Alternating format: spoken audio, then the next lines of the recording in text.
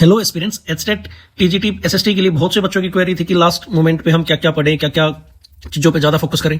सबसे पहले तो आप मेक श्योर ये करिए कि आप छठी से लेकर 10वीं तक सारी एनसीईआरटी आपने खत्म कर रखी हो, क्योंकि जब आप पीवाईक्यू एनालाइज करोगे ये देखोगे कि बहुत से क्वेश्चंस डायरेक्ट एनसीईआरटी से है। अगर हम सब्जेक्ट वाइज हम कुछ हॉट टॉपिक्स की बात करें, उसमें जैसे एंशिएंट हिस्ट्री में Indus valley civilisation, Buddhism, Jainism, Magadh empire, Gupta, Harshvardhan, इनके टाइम पीरियड, टाइमलाइंस, इनके टाइम के आर्किटेक्चर्स, टेम्पल्स वगैरह, इनके टाइम पे कौन कौन फिलोसफर्स थे, उन्होंने कौन कौन सी बुक लिखी, इन सारी चीजों पे आप फोकस करोगे।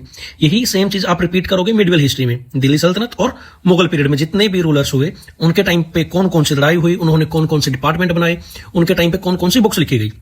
और मॉडर्न हिस्ट्री में पर्टिकुलरली आप आ जाओगे 1857 उसकी रिवोल्ट किस जगह पर किसने कंट्रोल किया, ये टाइप की चीजें, और सारे वॉइस रॉयस जनरल्स जितने भी आए उनके टाइम पे कौन कौन से मेन काम हुए। ठीक है, उसके बाद इंडिया में जितनी सोशल रिलीजियस मूवमेंट्स हुई, राजा राम मोहन राय, ज्योतिबा फुले, सावित्रीबाई फुले, ये विवेकानंद जी, दयानंद जी, इन सबके सारे मूवमेंट्स। ठीक है, और उसके बाद और मॉडर्न हिस्ट्री में न्यूज़पेपर्स, बुक्स जो भी पब्लिश करी जिस भी नेशनल फाइटर ने, उन सबके आपके पास शॉर्ट नोट्स होंगे। ये पोर्शन रहेगा आपका हिस्ट्री के लिए।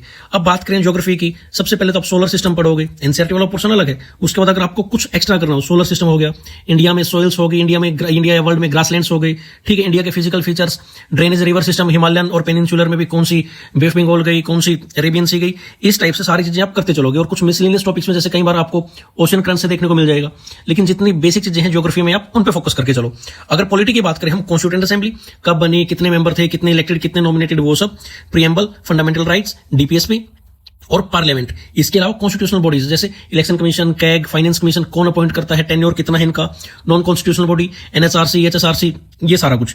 अब कॉन्स्टिट्यूशनल बॉडी में उन पे ज्यादा फोकस करोगे, जैसे नीति आयोग, अपना स्टैट्यूटरी बॉडी में जीएसटी काउंसिल, ये जो लेटेस्ट वाली चीजें है ना, इन पे ज्यादा फोकस करोगे। उसके बाद जैसे 10th एनसीईआरटी से डायरेक्ट क्वेश्चन है, पॉलिटिकल पार्टीज, कितनी नेशनल पार्टीज है और किसका क्या सिंबल रहा, क्या नहीं। ठीक है, अब जैसे फेडरलिज्म चैप्टर से स्टेट रिऑर्गेनाइजेशन कमीशन से डायरेक्ट क्वेश्चन आ जाएगा, ये कब बना, कितने मेंबर थे, कब रिपोर्ट पब्लिश हुई, और इस रिपोर्ट के बेस पे इंडिया में कितने स्टेट और कितने यूटी बनाए गए।